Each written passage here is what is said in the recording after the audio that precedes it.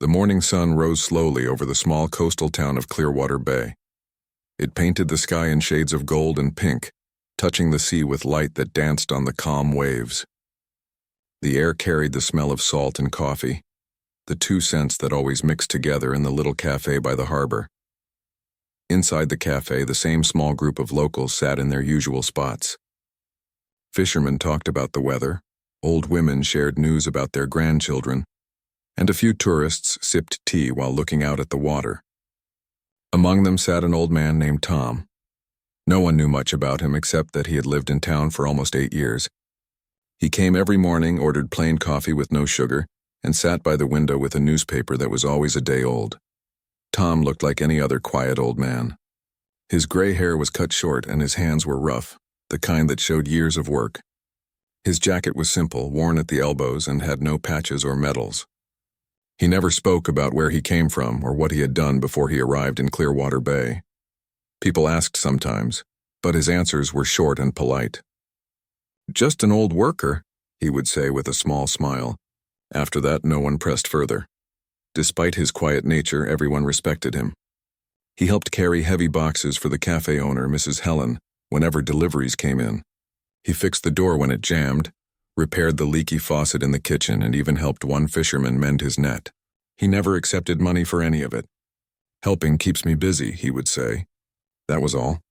Mrs. Helen often tried to draw him into small talk. She would say, "Tom, you've got the posture of a soldier. You ever serve?" He would smile gently and reply, "A long time ago, maybe. Doesn't matter now." Then he would return to his coffee. There was something about the way he said it that ended every conversation.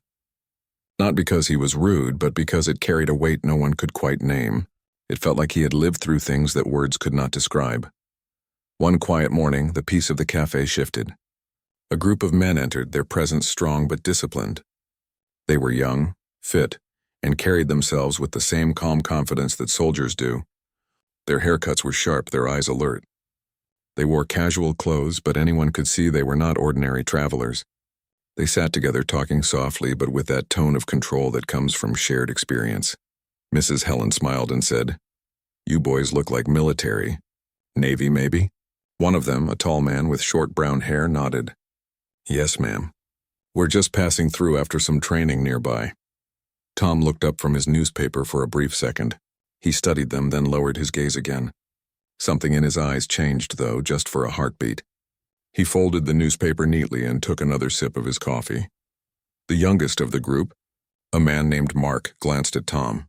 He couldn't explain why, but there was something familiar about the old man's posture. It was the way he sat, straight and still as if his body remembered discipline. Mark whispered to his teammate, "Look at that man by the window. He's not just a local." His teammate shrugged. "Old vet, maybe. Every small town's got one." Mark nodded but kept watching. Tom noticed the gaze but ignored it. He had seen that kind of curiosity before. Young soldiers always tried to read people, to guess who had stories to tell. Tom had learned long ago that silence was better than explaining the truth. After a few minutes, Mrs. Helen brought fresh coffee to their table. "This one's on the house," she said with a warm smile. The men thanked her kindly, and she turned to check on Tom's cup. "You want another, Tom?" she asked. He nodded once. "Yes, thank you, Helen." Mark watched how she spoke to him with respect and familiarity. That told him Tom was no stranger here. When Helen left, Mark leaned toward his teammates again. "I swear I've seen that man before. Maybe in a file, maybe in an old mission report." The tall man across from him, named Lewis, laughed softly. "You've been reading too many old mission archives, Mark. Let the man drink his coffee." But Mark couldn't shake the feeling. Something about Tom's presence was too steady. Even when one of the other customers dropped a plate with a loud crash, Tom didn't flinch. His hand didn't even tremble. That kind of calm didn't come from age. It came from experience. When the cafe started to empty, Tom stood up slowly, folded his newspaper, and walked to the counter. He paid for his drink, thanked Helen, and turned toward the door. As he passed the SEAL team's table, Mark looked up and met his eyes. It was only for a moment, but that look was enough. Mark felt a chill. It wasn't fear. It was recognition. He had seen that same look in the eyes of men who had led impossible missions and brought their teams back against all odds. There was a stillness there, the kind that only came from surviving things others could not imagine. Tom nodded politely and stepped outside. The bell above the door jingled as it closed behind him. He walked down the quiet street toward the docks, the sea breeze brushing against his face. The young men watched him leave until he disappeared behind the corner. Mark turned to Lewis. "I know that man," he said again, his voice low. "I'm sure of it now. I've seen his picture before. I think he's Ghostfire." Lewis frowned. "Ghostfire? You mean the old Black Ops legend? The one they say saved an entire strike team in the Orion Desert War? That's just a story." Mark shook his head. "Not a story. I read the internal report during training. Classified missions off the record. Ghostfire led operations no one else would take. The record said he disappeared 20 years ago after a mission went wrong. They never found his body, never confirmed anything. But I remember the eyes in that picture. Same as his." The table went silent. None of them laughed now. Even Lewis leaned back and stared at the door, as if expecting the old man to walk back in. Later that afternoon, Tom sat on a wooden bench near the harbor. The sea stretched endlessly before him. He liked it there because the sound of waves covered every noise in his head. He could sit for hours letting the world move without him. Sometimes children played on the beach, throwing stones into the water. Sometimes tourists came to take pictures. He always smiled and nodded, but no one ever stayed long enough to ask questions. In his pocket, Tom carried a small coin-shaped token, old and worn.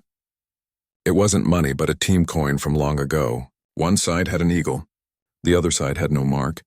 It was smooth from years of being turned between his fingers. That coin was the only thing he had kept from his past. Everything else he had left behind. He remembered the missions he had led, the voices of his team, and the promises they made before each one. They had sworn to look out for each other no matter what. Most of them never made it back. The world called it victory, but Tom had stopped believing in that word. To him, victory meant survival, not medals or speeches. That evening, when the sky turned orange, the same group of SEALs walked by the harbor. Mark saw Tom again, sitting alone. For a moment, he hesitated. Then he walked closer. "Sir," he said respectfully, "mind if I sit here?" Tom looked up. "Free bench," he said calmly. Mark sat beside him. "I'm Mark, Navy SEALs currently with Team 9. I hope I'm not bothering you." Tom gave a small nod. "No bother." They sat in silence for a few minutes, watching the water. Mark finally said, "You served, didn't you?" Tom's eyes stayed on the horizon. "A long time ago." Mark hesitated, then said, "I think I know who you are." "I think you're Ghostfire." Tom's hand froze around the coin. He didn't look surprised, but his voice was softer now. "That name doesn't mean anything anymore." "It means something to us," Mark said. "Every trainee hears the story. The man who led the Orion missions, the one who brought his team home when everyone said it was impossible. They said Ghostfire never took medals, never wanted fame. They said he disappeared after the war." Tom finally turned to look at him. "You shouldn't believe every story you hear." Mark smiled faintly. "I don't believe in stories. I believe in the look of a man who's been there." "I saw it today in your eyes." Tom said nothing. The sound of the waves filled the silence again. After a while, he spoke. "If I was that man, what would you want from him?" "Nothing, sir," Mark said quickly. "Just the chance to say thank you.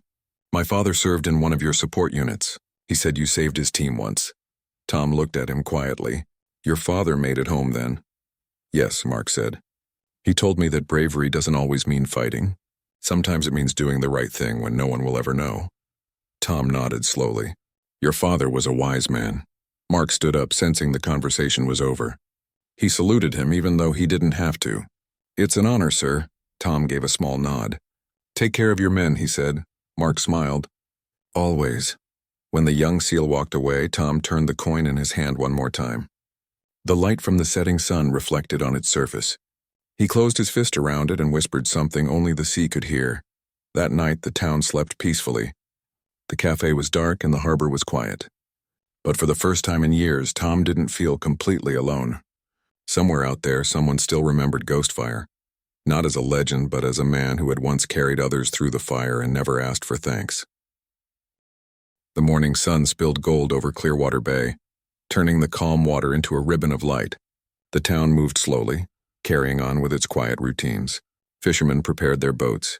Bakery ovens filled the streets with warmth, and the harbor was dotted with small sailboats rocking gently in the tide. For Tom, mornings were the same, a rhythm of simplicity he had chosen after decades of chaos. But today was different. He could feel it in the air, a subtle tension that made his senses sharper. Something had shifted since the young SEAL, Mark, had approached him at the cafe. The conversation lingered in his mind, not as a threat but as a reminder that the past he had buried was no longer entirely silent. Tom walked along the pier, his hands tucked into his jacket pockets. His steps were careful, deliberate, as though each one was measured. The harbor smelled of salt, seaweed, and the faint trace of fish from the night's catch. It was comforting, familiar and real, a sharp contrast to the distant deserts and forests where he had spent years of his life. He paused near the end of the pier, looking at a small fishing boat tied loosely to the dock.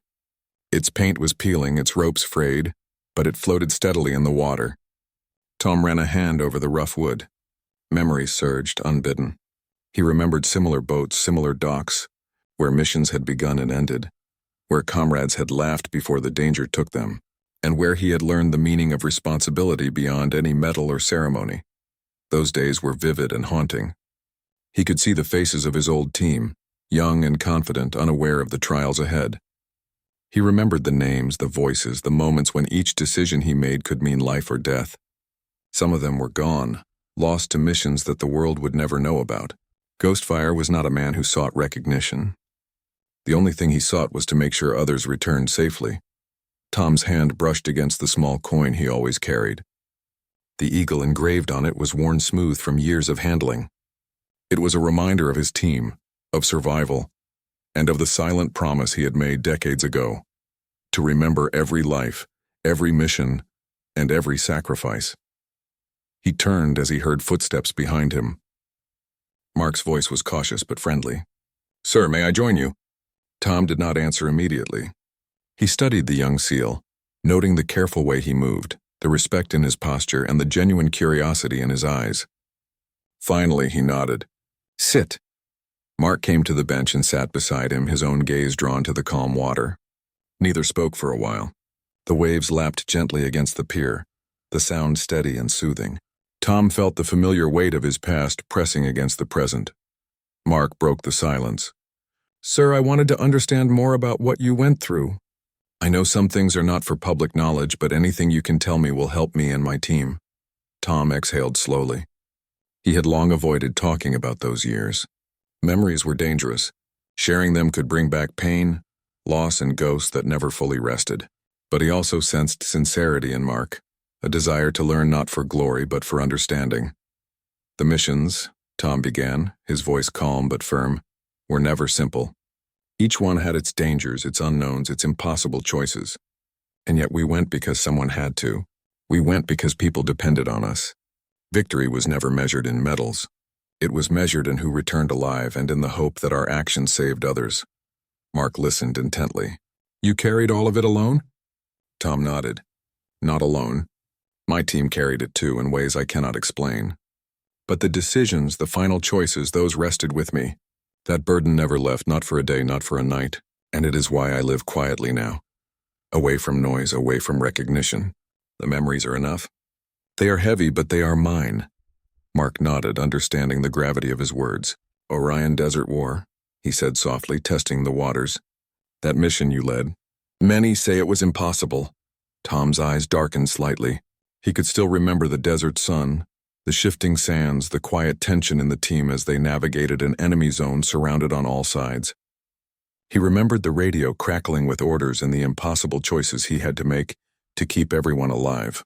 Impossible does not exist in the field. You act, you adapt, and you protect. Sometimes you lose. Sometimes you survive. That is all the world gives you to measure. Mark shifted slightly. "You never took medals?" "No," Tom said simply. "I was offered them once. I declined. I did not serve for medals. I served to bring my team home. That is the only recognition that matters." Mark was silent, feeling the depth of the man before him. He had been trained to respect veterans, but this was different. This was a living legend. a man whose courage had saved lives and whose humility surpassed anything he had ever encountered. Tom's gaze returned to the water. Do you know why the world does not see the truth of war? Because war is messy. Because the victories that are remembered are often small compared to the sacrifices that go unseen. And yet those unseen actions are the ones that matter most. Mark felt the weight of that statement. He thought of his own training, his own missions, and the countless times he had relied on the courage of others without fully understanding it. I think I understand, he said quietly. Even if the world does not, those who survive carry the story. That is what matters, Tom nodded. Exactly. Memory is the true measure of duty, and it is memory that keeps us alive in spirit. The conversation shifted then, from missions to people. Tom told Mark about his team, about the young soldiers who had laughed, trained, and feared together. He spoke of their loyalty, their courage, and the quiet moments of humanity amidst chaos. Mark could see the emotion in Tom's eyes, a mixture of pride, grief, and enduring love for those he had led. You cannot imagine the weight of responsibility until you carry it, Tom said. Every decision, every command, every life you touch leaves a mark on your soul. And sometimes that mark never heals. Mark nodded. I think I can feel it now, listening to you. You carried them all, sir. You carried them and made sure they survived. Tom gave a small, sad smile. And yet many did not. That is the pain I carry. The memories of those who are gone are sharper than any blade. I remember their faces, their voices, their last moments. Those memories are my medals, my recognition, my life.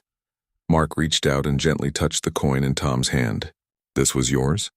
Tom nodded. Yes, the only thing I kept from those days. It is not a trophy. It is a reminder of duty, of sacrifice, and of the lives we tried to save. The young SEAL was silent, understanding more than words could express. He felt the weight of history in that small coin, the lives behind it, the bravery it represented. He realized then that Ghostfire's true power was not in skill or tactics. It was in carrying the weight of others without complaint, without recognition, and without seeking glory. They sat together for hours, talking quietly about life, duty, and the cost of heroism. The sun climbed higher in the sky, casting long reflections across the harbor. Tom spoke of the quiet moments, the ones that were never in reports, never in records, and never in stories. He spoke of camaraderie, of the trust between soldiers, and of the unspoken promises they made to each other. Mark listened, absorbing every word. He realized that bravery was not always loud. Sometimes it was quiet, steady, and unseen. It was the courage to act when no one else would, the wisdom to protect, and the humility to accept that recognition was not necessary. Finally, as the day wore on, Mark stood. Sir, I do not know how to thank you. I came seeking stories, but I found lessons. You are more than a legend. You are a teacher, even without speaking to classrooms. Tom looked at him and nodded. Remember this, Mark. The strongest leaders are those who serve without seeking praise. The world may not see your victories, but the ones you protect will. That is enough. Mark saluted him, and Tom returned the gesture in his own quiet way. Take care of your men, Tom said. I will, sir. Always, Mark replied. As Mark walked away, Tom remained on the pier holding the coin in his hand. The water sparkled under the afternoon sun, reflecting his memories, his past, and the quiet heroism that had defined him. Ghostfire's legend was not in medals, ceremonies, or recognition. It was in lives saved, in loyalty kept, and in the courage to act when others could not. For the first time in decades, Tom felt a small sense of peace. His past was no longer entirely silent. Someone had seen it, understood it, and honored it, not with words, not with medals, but with respect. That respect was enough. The harbor was quiet. The town moved through its daily rhythm, and the world went on. But for Tom, the shadows of the past were no longer heavy. They were memories, lessons, and the quiet strength of a life lived in service. And somewhere far beyond the docks and the cafes, the name Ghostfire continued to live, not as a legend in books, but as a living example of courage, humility, and humanity. The next morning, Clearwater Bay was quieter than usual. A thin fog rolled in from the sea, covering the docks with a soft gray blanket. The smell of salt mixed with the faint aroma of baked bread from the small bakery on the corner. Tom walked slowly along the wooden planks of the harbor, his hands tucked into the pockets of his worn jacket. His steps were steady, controlled as if each one was measured. He paused to watch a group of seagulls dive for fish near the end of the pier. Their sharp cries cut through the fog, but they did not startle him. He had long learned to keep calm when chaos surrounded him. For decades, that calm had saved lives. For decades, it had been his shield and his burden. The cafe was quieter this morning, too. Mrs. Helen was busy in the kitchen, humming softly as she prepared pastries. A few locals had already arrived, chatting quietly about fishing schedules and the weather. Tom ordered his usual coffee, black and strong, and took a seat by the window. He unfolded yesterday's newspaper and scanned the pages slowly. His mind, however, was elsewhere. Mark and his SEAL team had not left town yet. They had spent the night at a nearby training facility, but Mark had not been able to stop thinking about Tom. He wanted answers, but he knew he had to approach carefully. Tom had lived quietly for years, and any sudden intrusion could scare him away. Still, Mark could not ignore the feeling that he had seen a man of extraordinary skill, a man who had once carried impossible missions on his shoulders. Mark and Lewis walked into the cafe together, keeping their conversation low. When they spotted Tom, Mark felt a jolt of recognition again. Tom had just lifted his coffee to his lips. He looked older, of course, with wrinkles that told stories of hard sun, long nights, and heavy burdens. But there was a sharpness in his eyes that Mark could not mistake. It was the same intensity he had seen in classified photographs from old military records. Mark leaned closer to Lewis and whispered, "It's him. I know it. That's Ghostfire." Lewis gave a quiet laugh, but it lacked certainty. "You keep saying that. Let it go for now. Maybe he's just an old soldier, nothing more." But Mark's mind raced. Ghostfire had been a legend among special forces, not because of medals or public recognition, but because of his deeds. He had led dangerous missions, rescued teams in impossible situations, and disappeared without fanfare. No one had heard from him in decades. And now, here he was, sitting quietly in a small cafe by the sea. Mark stood and approached Tom. His heart beat faster, but his posture remained controlled. He had trained for moments like this, though never for the feeling of seeing a living legend in front of him. "Excuse me, sir," Mark said politely, keeping his voice calm. "May I join you?" Tom looked up slowly. His eyes met Mark's. There was nothing threatening in his gaze, only a calm observation. "Free seat," he said quietly. Mark sat down carefully, leaving enough space to show respect. "I'm Mark. I serve with Team 9, Navy SEALs. I hope I'm not disturbing you." Tom's hand rested on his coffee mug.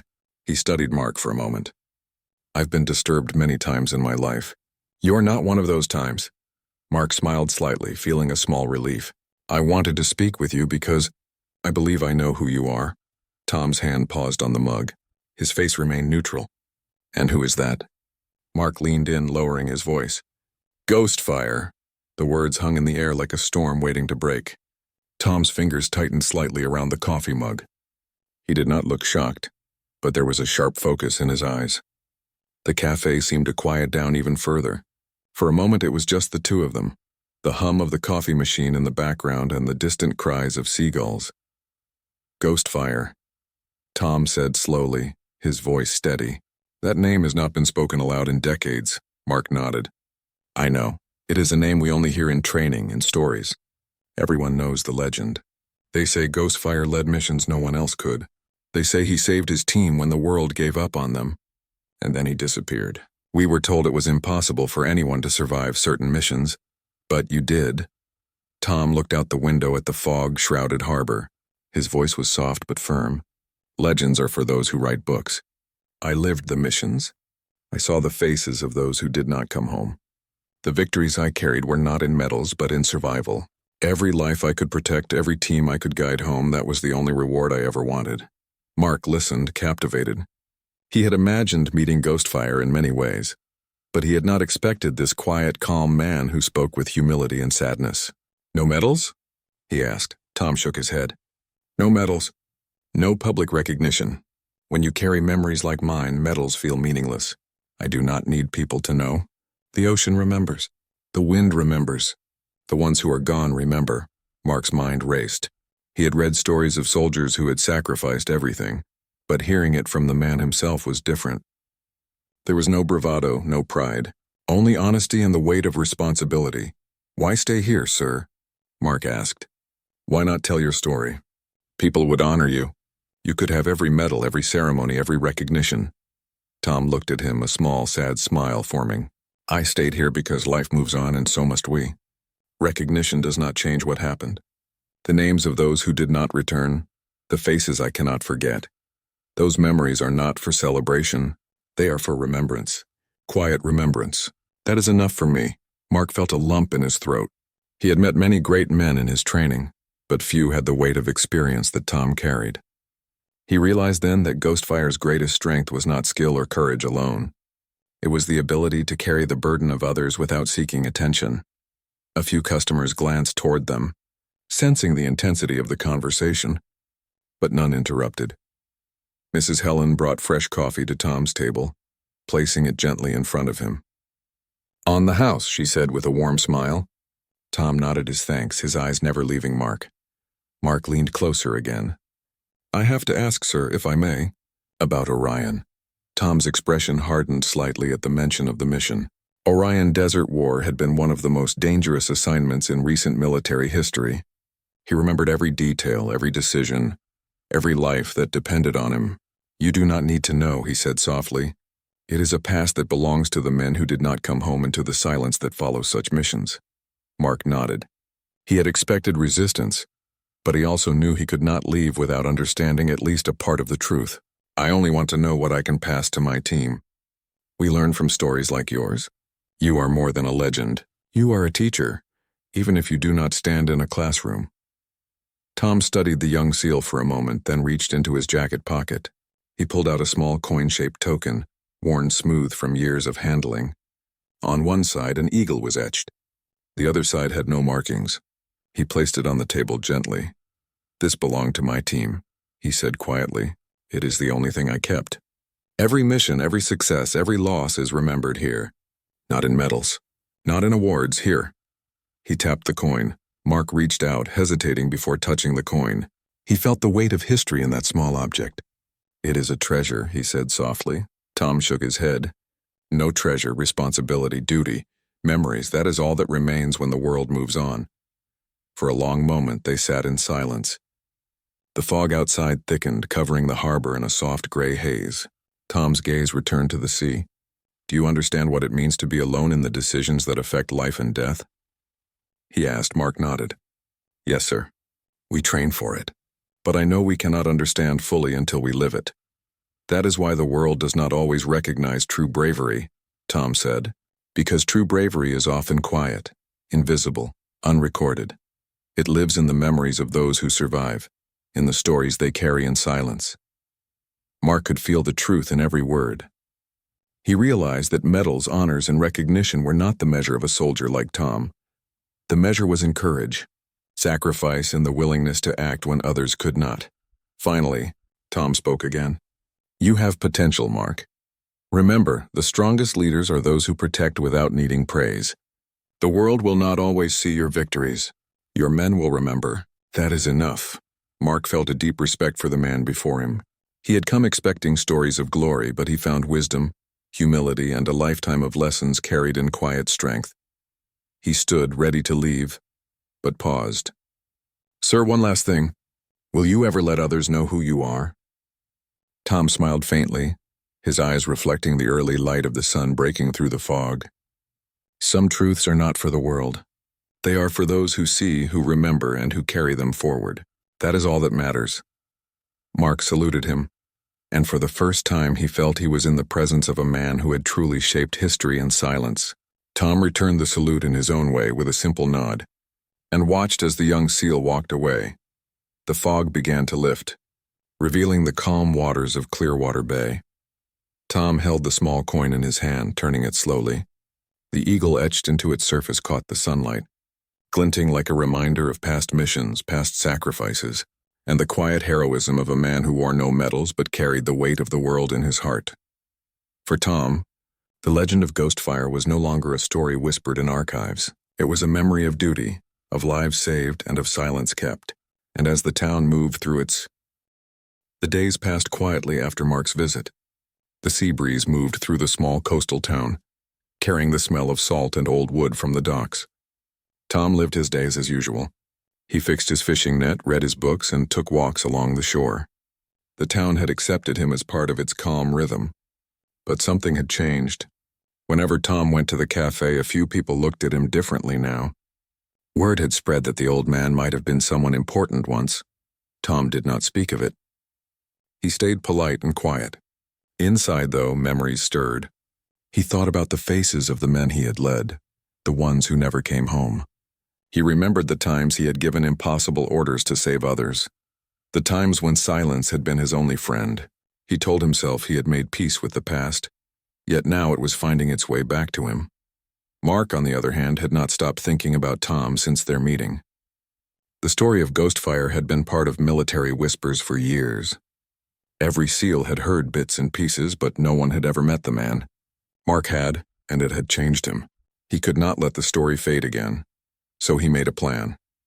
He contacted others who had once served in the same time as Tom. It took effort and quiet calls, but one by one they responded. Some were older veterans, some were officers who had heard Ghostfire's voice on the radio long ago. None of them had ever met him in person. Yet they all respected the legend who had guided them through hopeless battles.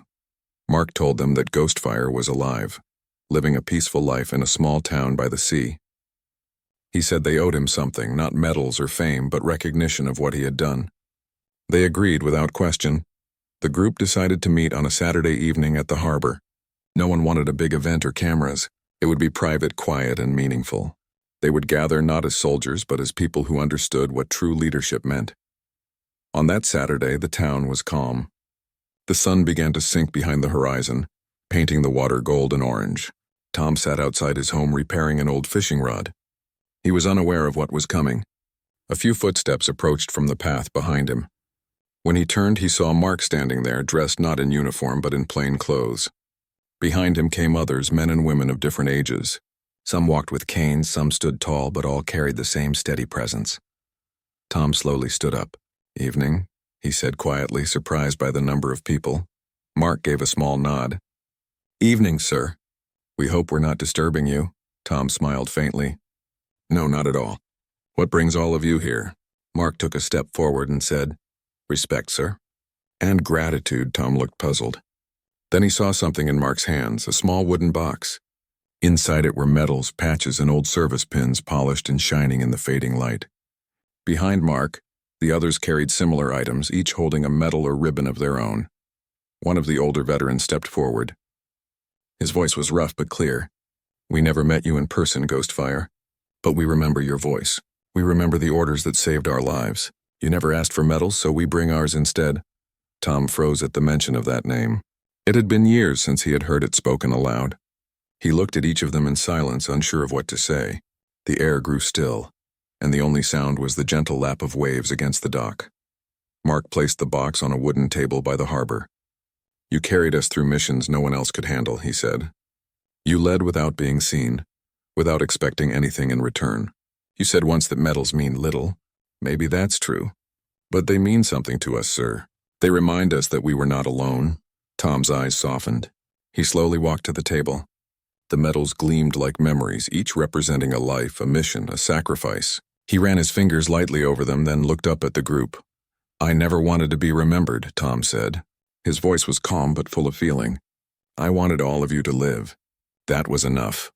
An older soldier replied, "And we did. Because of you." Mark stood straight and saluted. One by one, the others did the same. No one spoke for several moments. The silence held more power than any speech could. Tom looked down again at the medals. He felt the weight of years pressing on him, but for the first time it was not a heavy burden. It was a reminder that what he had done had mattered to someone. He picked up one medal and held it gently. "You all earned these," he said. A soft smile crossed Mark's face. "We earned them because you let us. You never wore medals, sir, but you gave us the reason to." Tom wanted to say something, but his throat tightened. Instead, he gave a short nod and placed the medal back in the box. "Then let these stay here," he said. "Together. That's how it should be."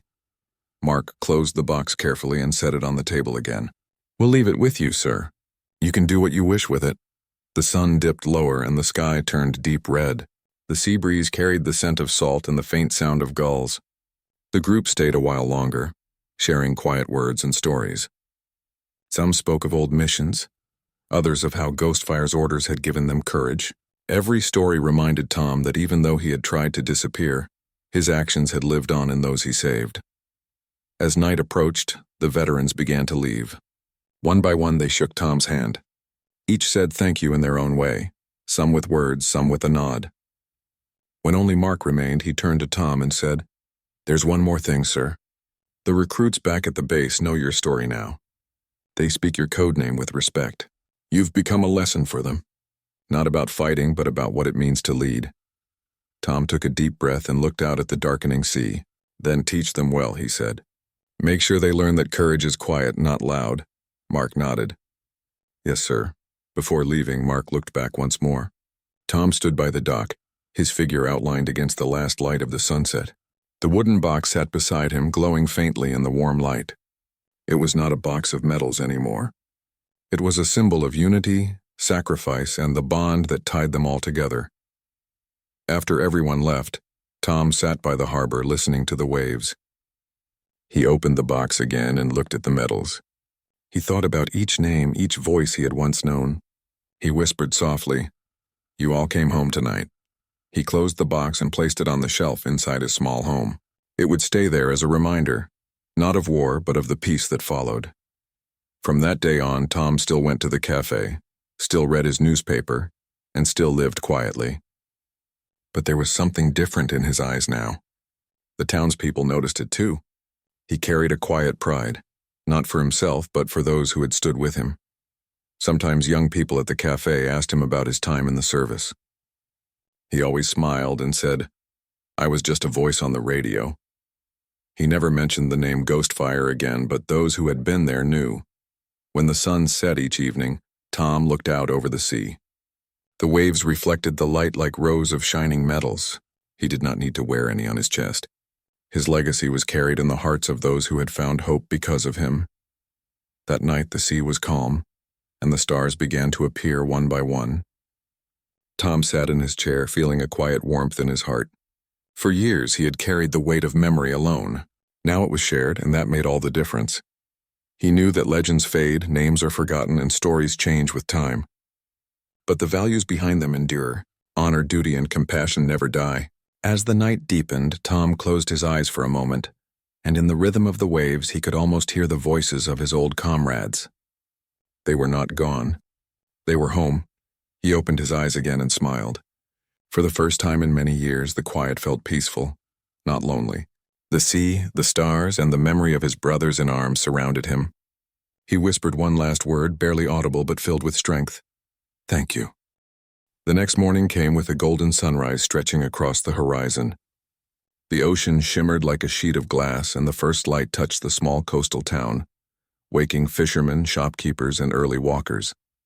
Tom sat on his porch with his cup of coffee, as he always did, watching the sun rise from behind the waves. The box of medals rested on the small wooden table beside him. It was closed, polished, and still. He did not open it anymore, but he always kept it close. For years, Tom had carried his memories like shadows. Now those memories had become softer, lighter. He no longer felt the cold weight of the past pressing on him. Instead, he felt calm pride. Not the pride of victory, but the quiet pride of knowing his story had helped others. That morning, as he watched the sunlight move across the water, he noticed a few children running along the shore. They played near the old dock, pretending to be sailors, shouting words they barely understood. One of them, a boy with sandy hair, ran past Tom's porch and stopped to wave. "Morning, sir," the boy said with a bright smile. Tom nodded and smiled back. "Morning, young man. Are you the soldier who never wore medals?" The boy asked innocently. Tom chuckled softly. "Who told you that?" "My uncle," the boy said proudly. "He said you were brave. He said you helped many people." Tom leaned back in his chair. "Your uncle is kind to say that. But I was just doing my duty, same as many others." The boy looked thoughtful, then ran off to join his friends. Tom watched them play for a while. Their laughter echoed across the beach, light and carefree. It reminded him of what he had fought for all those years ago. Not for medals or glory, but for moments like this. Peace, laughter, and the simple joy of living without fear. Later that day, Mark came to visit again. He had been assigned to a training base nearby and often stopped by whenever he could. He walked up the path to Tom's porch holding 2 cups of coffee. "Morning, sir," he said with a grin. "I figured I'd bring you a refill." Tom smiled and gestured for him to sit. "You didn't have to, son, but thank you." Mark sat down beside him. "How have you been?" "Peaceful," Tom said. "The town is quiet. The sea is kind." "That's enough for me," Mark nodded. "It suits you. The recruits at the base have been talking about you again." Tom raised an eyebrow. "Oh, really?" "I thought they'd forgotten by now." "Not a chance," Mark said. "Your code name has become something of a legend. They call it the Ghost Fire Standard. It's about leadership and humility. They use your story in training now. It reminds new soldiers what true courage looks like." Tom looked out at the ocean again, his expression unreadable. "That's good," he said after a pause. "As long as they remember what matters, not the name, not the stories, but the reasons behind them." Mark smiled. "They do. We make sure of that. It keeps them grounded." For a while, the 2 men sat in comfortable silence, sipping coffee and listening to the waves. Then Mark said, "There's something else, sir. The unit decided to honor your name officially. They created a small memorial at the base. Nothing flashy, just a stone marker with your code name and a few words." Tom looked surprised. "You didn't have to do that." Mark nodded. "We know, but we wanted to. It's not about medals, sir. It's about remembering what you stood for." Tom gave a faint smile. "And what did you write on it?" Mark took a deep breath. "It says, 'To Ghost Fire, the voice that led without being seen and the heart that never stopped caring.'" Tom said nothing for a long moment. His eyes softened and his voice grew quiet. "That's too kind." "It's true," Mark said firmly. Tom looked at him, his face lined with age but steady. "Then promise me something, Mark." "Anything, sir." "Promise me you'll teach them that being strong is not about medals or ranks. It's about protecting those who cannot protect themselves. It's about making choices that cost you something but save others. That is what service means." Mark nodded deeply. "I promise, sir. I'll carry that message." As the day went on, they shared stories, laughed about small things, and spoke of the world as it was now. Tom rarely spoke about his past, but he asked questions about the present, about the young soldiers, the missions, and how things were changing. Mark could tell that even though Tom had left the battlefield long ago, his heart was still a soldier's heart. When the afternoon light began to fade, Mark stood to leave. "Will you visit the memorial someday?" he asked. Tom smiled. "Maybe, or maybe I'll just stay here and trust that it stands." Mark extended his hand. Tom shook it firmly. "You've done more for us than you know," Mark said. "Thank you, sir." Tom watched him walk away down the dusty road.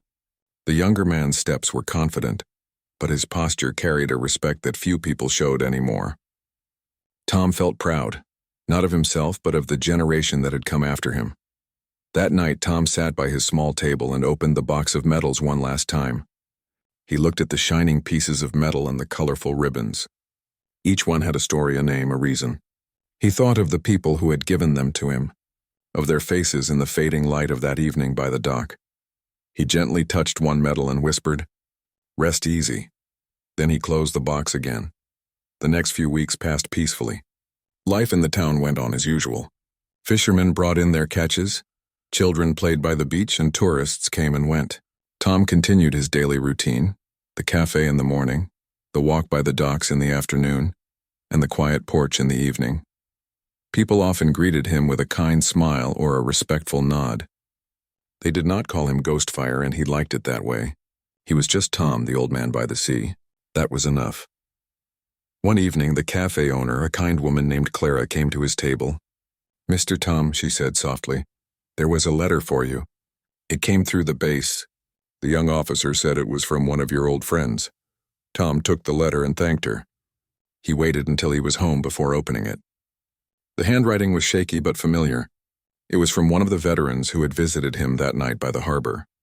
The letter said, "You taught us to lead without pride, to care without fear, and to stand when it mattered most. We wanted you to know that your words still guide us. Every time we train a new recruit, we remind them that real heroes wear no medals." Tom read the letter twice, then folded it neatly and placed it in the box with the medals. He smiled quietly to himself.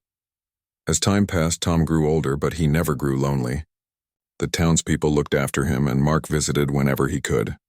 Sometimes young soldiers came to meet him, just to shake his hand or hear a few words of advice. Tom never spoke of battles or missions. Instead, he talked about discipline, kindness, and the importance of teamwork. He told them that every man and woman in uniform was a link in a chain, and that strength came from unity, not ego. Years later, when Tom passed away peacefully in his sleep, the town held a small gathering by the sea.